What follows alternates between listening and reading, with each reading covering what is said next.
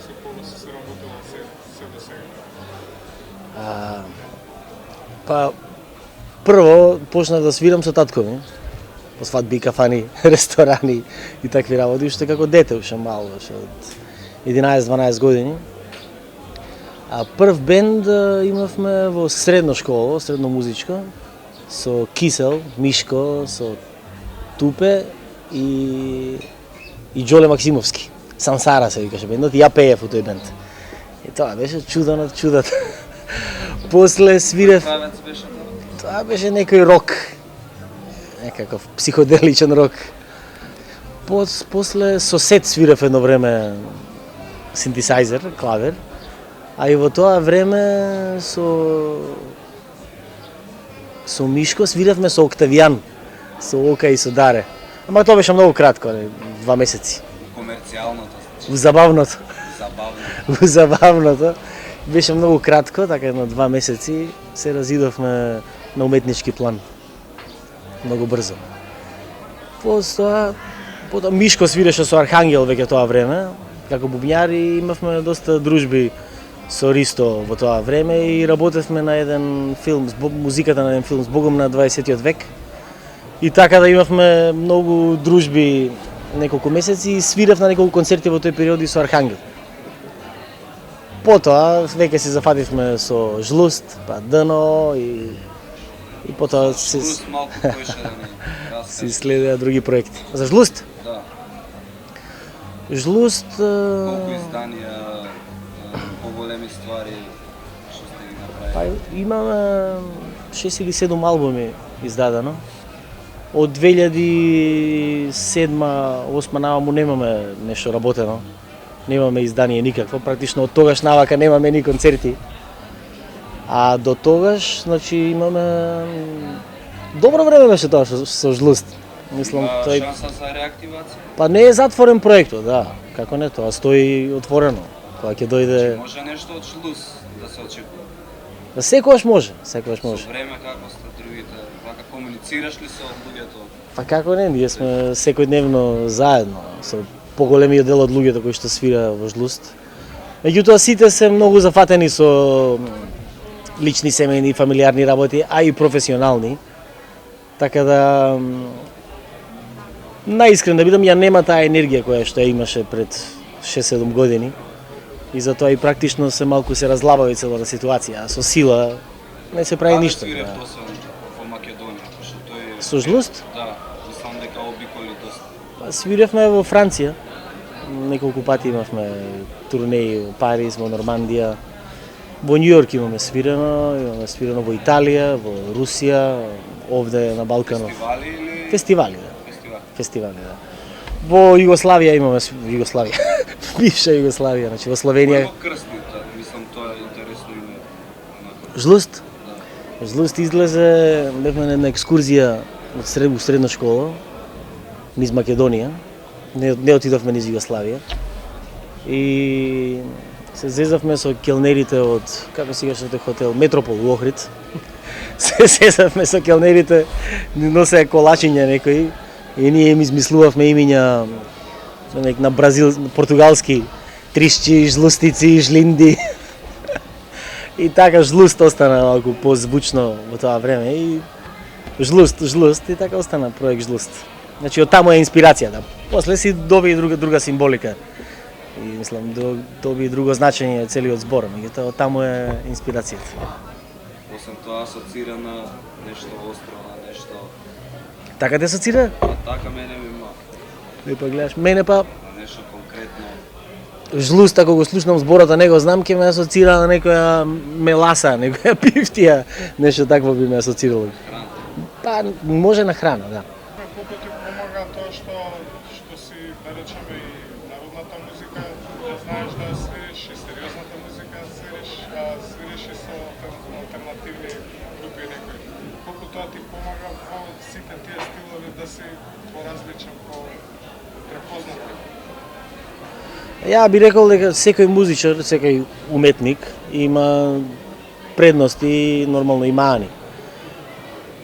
Во мојот случај, ја го сметам тоа за предност за мене, дека од дете сум почнал со народна музика а потоа сум продолжил класична музика да учам, па и джез музика, па и рок н рол и други стилови, жанрови, па имаше еден период правевме и електронска музика. Првиот албум на Жлусте е полуелектронски албум.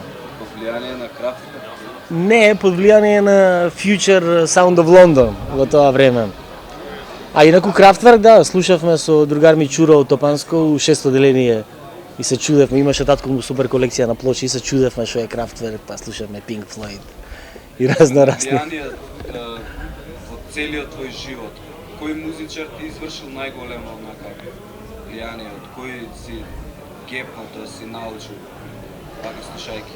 Па, во однос на уметничко влијание или тоа како сум научил да ја примам музиката и како сум научил да ја слушам и да ја свирам? Може ја треба да одговорам усвари, пошто сам си поставив прашање.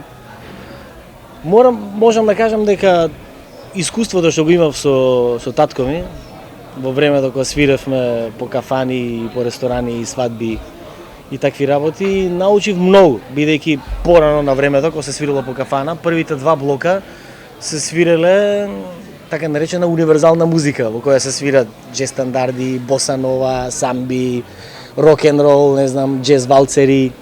Потоа се свиреле, не знам, шпански песни, мексикански песни, руски песни, италијански. Значи интернационална музика, она што е класична музика во периодот изминатиот век, да речеме, цел век, во периодот 100 години што станале како евергрини, светски познати класици. И тоа ми беше на првото нешто што го научив како музика. Потоа народна музика, нели? И мислам дека имав среќа, или барем така си мислам дека ми е татко, па може го сакам и го ценам.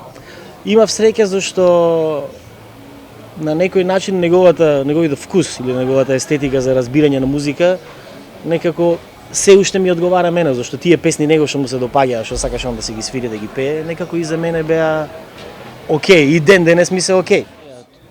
Покрај ова што зборував, значи, за детството и за начинот на првите контакти со музика, кога почнав во музичко школа да одам, и практично на крајот од средното школа веќе почнав да свирам во филхармонија.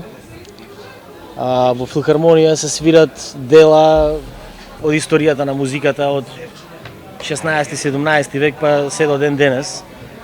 И се свират дела кои што оставиле најголем печат. Да, најголем печат. И тоа се не случајно едни од најдобрите композиции во светски рамки. Така да сите тие влијанија се огромни и тоа е наистина богатство. Човек да може да порасне со таква музика и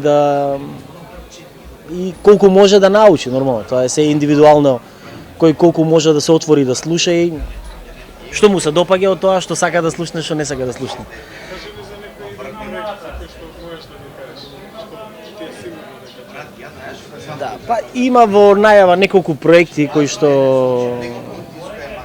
на кои што јас ќе бидам автор, кои што ќе бидат мои лични проекти. Бидејќи до сега јас немам издадено албум под моје име. Да, може ќе биде тоа нешто прво такво.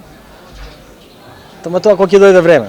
Инаку следно најава имаме во Ница концерт со Дерик, сега во ноември, и голема работа е во јануари во Мелбурн, ќе имаме концерт заедно со Дерик и со Джеф Милс и музиката на Джеф Милс. И јас ќе ги диригирам двата проекти, практично тоа како еден нов пакет проект на музиката на Дерик Мей и музиката на Джеф Милс со Мелбурн Симфони оркестар. Така да тоа е. Што е по креативно? Диригирање или свирење? Како се снаоѓаш од двете? Мислам, што ти е поукожно? Добро, диригирање сега ми е нешто ново, нели? Интересно ми е да го правам. Меѓутоа си свирам цело време. Зашто изминативе неколку години малку и на факултет дека се запишав диригирање пак за да завршам и тоа како факултет. Малку ми прифали да си посвирам со другарите и си направив едно трио со Гоце и со Оли, па свириме и направив музика и свириме трио формација, свиривме на некои джез фестивали. Джез, да, джез, да. А инаку диригирање го гледам како диригирање и композиција, Тоа некако заедно го гледам како пакет, зашто се запишав на диригирање, зашто сакам музиката своја да ја диригирам. И имам неколку идеи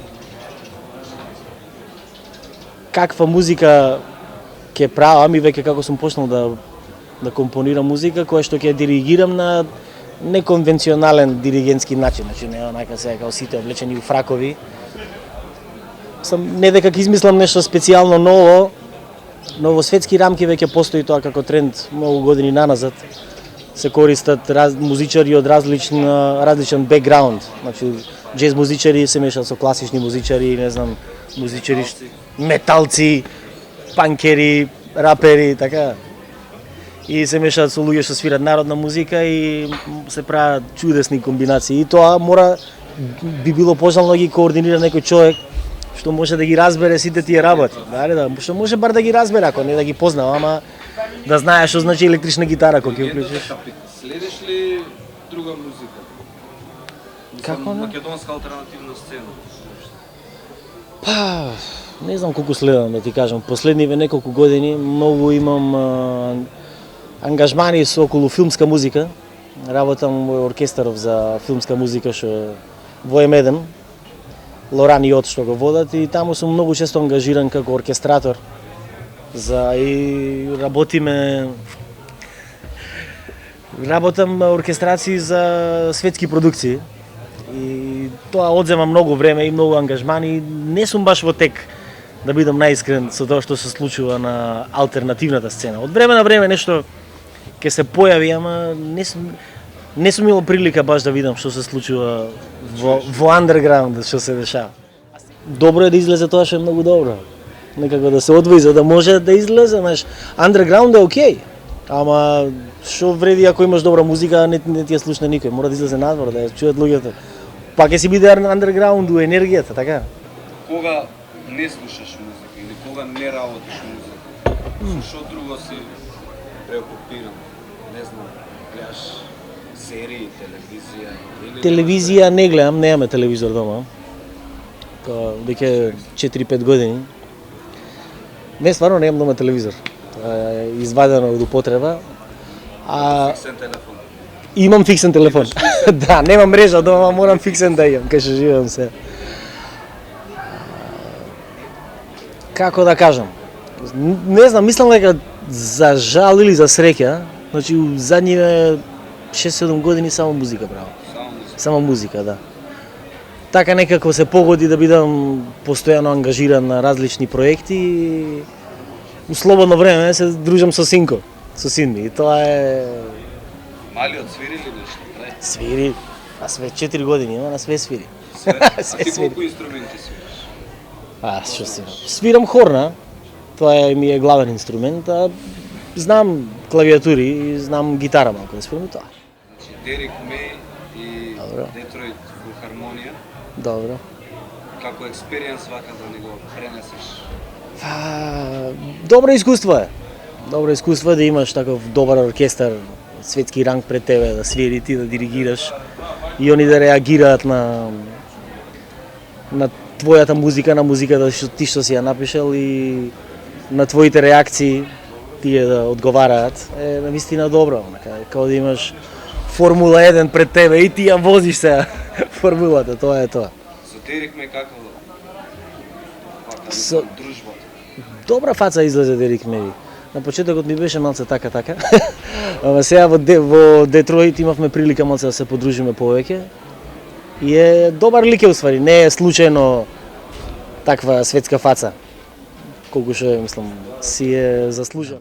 Јас сум Џија Немин, на гледачите им посакувам да слушаат добра музика и да не се фураат у бед трип.